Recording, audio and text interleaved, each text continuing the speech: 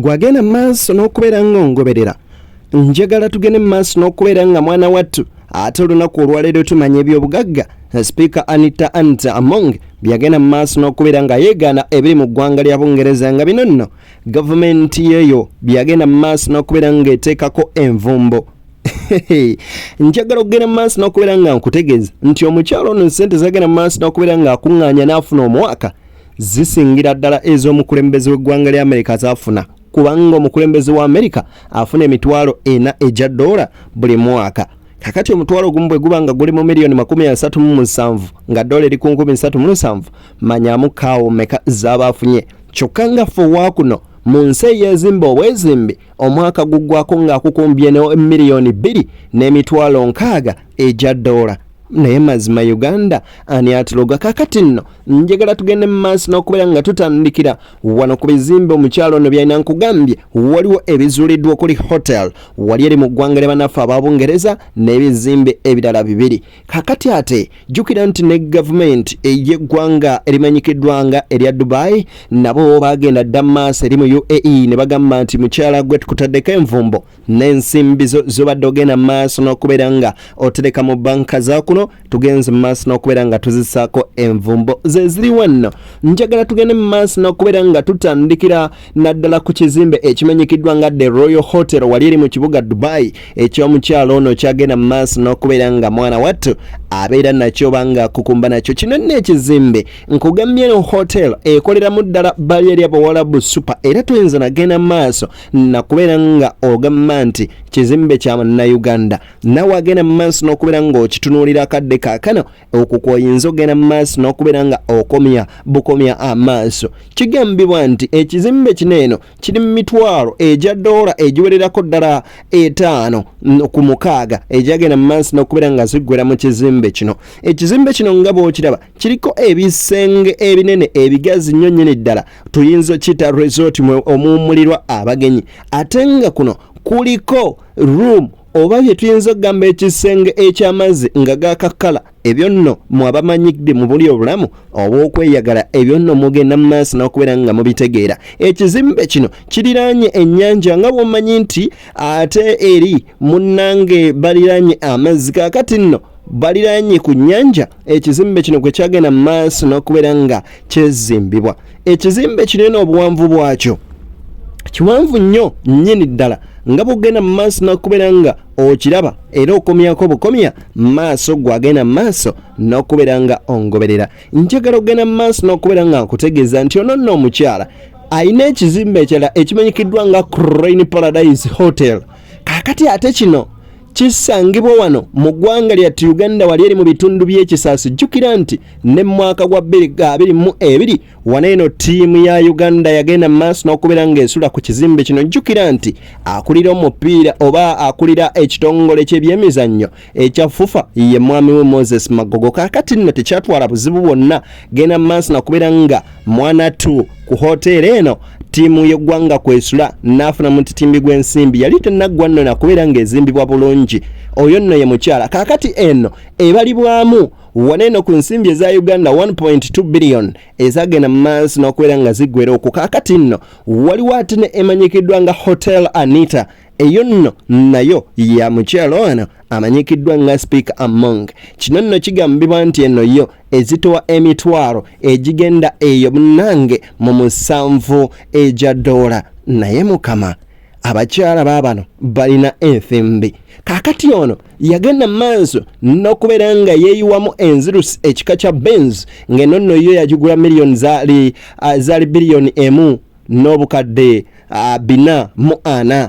Mwana tu nagenda maaso n'okubeera nga yevuga. Nno ye mukyala akyasinze n'okulaga bbaawo omukwano kuba ku mazaalibwa ge yakwata Range Rover model 2022 n'agitonera omwami Magogo. Eno nno ng'ezitowa miliyoni 72 ez'eggwanga lyattu Uganda. Mama Bukedya gwe tuliko eno alina ekizimbe oba tugiyite hotel mu ggwanga erya Bungereza. Eno nno nga hotel nkugambye esangibwa mu kibuga Crystal Palace.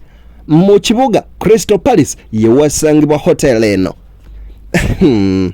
nungi okuzaama era nga kigambibwa okuba nti hoteli eno yagenda maaso n'okubeera nga ememmenta ensimbi y'omuwi w'omusolo oba ensimbi eyiye nga bw'agamba ewererako ddala nnyo nnyini ddala. Kaakati awo kw'oteeka n'ekizimbe ekirala ekigambibwa okubeera mu bitundu by'e London ng'eno yo eno alinayokko ekizimbe nayo. Ono nno kigambibwa nti alina account gyagenda maaso n'okubeera nga ajjako akasimbi mu ggwanga lya Bungereza oluvannyuma lw'okutegeerako ku sanctions ze bamutaddeko era nga bagamba imbu account eno yali ezitowa okubeerako ssente ezitakka wansi wa miliyoni 6 eza dola. From the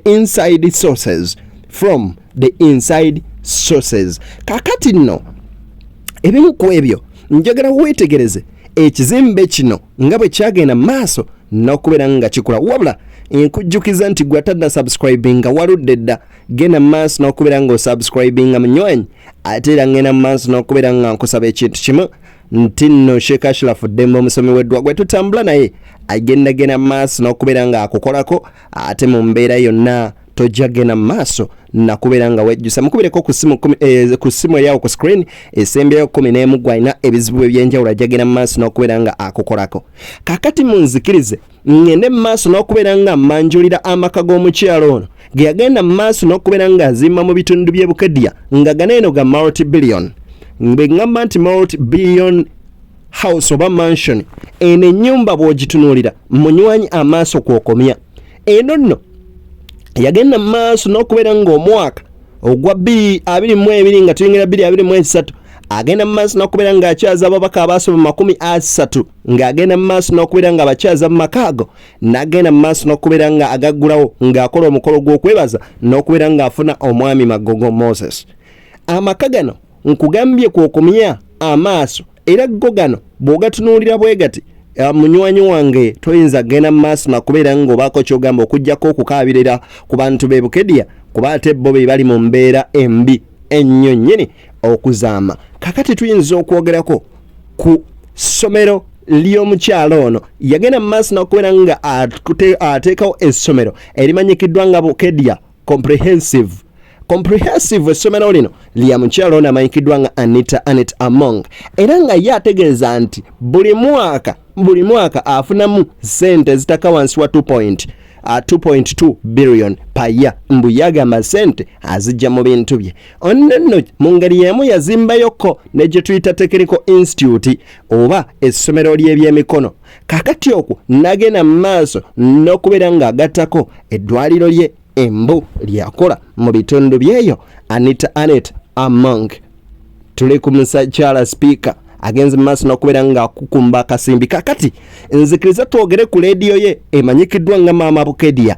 Eno leediyo bw'ogitunula jjukira nti previously akamala ogenda mu maaso n'okubeera nga agiwa deal okuva wali eri mu parliament nga deal eno ya billions eziwererako ddala 3 ezitamanyikiddwa kiki ezigenda kola okujjako okubeera nga ategeeza nti sente zino zagenda mu maaso n'okubeera nga ziweebwa leediyo eno emanyikiddwa nga Maama Bukedya ogenda mu maaso n'okubeera nga ekola emirimu gya parliament. Bamuyise Aneta Among, speaker wa parliament ya kuno eya Uganda. Beyond the newsroom gwe mkutu kwogenda maaso n'okubeera nga mwana wattu ogenda maaso n'okubeera nga ogoberera ereediyo ene ya Maama Bukedya fama ezitowera kati ddala billions eziwerera ddala eri 50. Jjukira nti yemu ku ezo leediyo ezigenda maaso n'okubeera nga zifuna multi-billion deals paya nga sente zaabwe ziva mu parliament. Omuwi w'omusolo simanyi gwe wawo oyimiridde naye ate era bw'oba wa achievements ng'ezo oba oliawo oyinza okwebaza. Nkugambye nti bwe twogerako ku bintu ebirala byagenze maaso n'okubeera nga akola mu bitundu byeyo byebyo nno byenkugenze maaso n'okubeera nga nkubuulirako.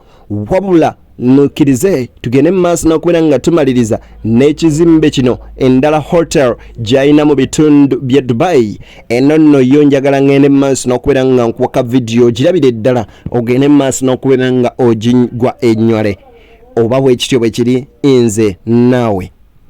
Hotel eno nene nnyo nnyini ddala okuzaama era nga kigambibwa nti eno yo ezitowa ensimbi eziwerera ddala $10,000 ejagenda mu maaso n'okubeera nga zigiteeka awo. Muganda wange, abantu balina ensimbi oba muyita omwana w'omwavu bumaali. Aha, Uganda zaabu, ekituufu Uganda zaabu. The Royal Hotel esangibwa mu kibuga Dubai era nga eno wenjogerera nkwate olunaku olwaleero.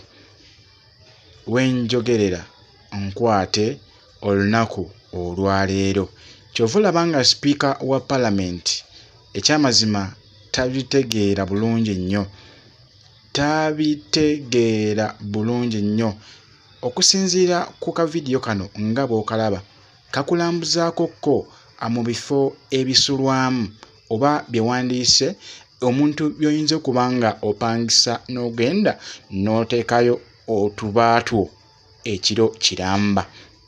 Era ng'ekizimbe ekyo nga bw'okiraba okukozesa switch oba koodi ebeekuweereddwa okubanga oggulawo enzigi. Obuliri buubwo sooka olambule ku kisenge okirabe.